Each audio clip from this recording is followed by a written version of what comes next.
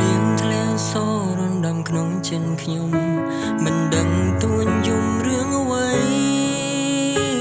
ឬមេថ្លៃបណ្ដៃស្រីធ្លំកាយបាត់ចំឡាយធ្លាប់សាស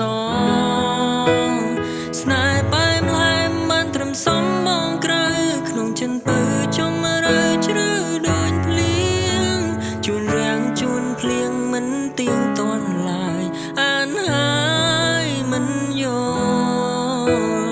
ជ្រុលដើមចិនស្រឡាញ់សួនទៅហើយមិនខ្លាចឈឺឡើយណាមានស្ងួនដឹងនឹមនួនថាស្ងួនមិនស្មោះត្រង់តែស៊ូទ្រាំដើម្បីស្នេហ៍ប្រែជាមិនដូចបេះដូងបងសងស្នេហ៍នោះល្អងឲ្យបងស្នេហ៍ខ្លែងខ្លាយកុំចាំចំណាយវេលាធ្វើ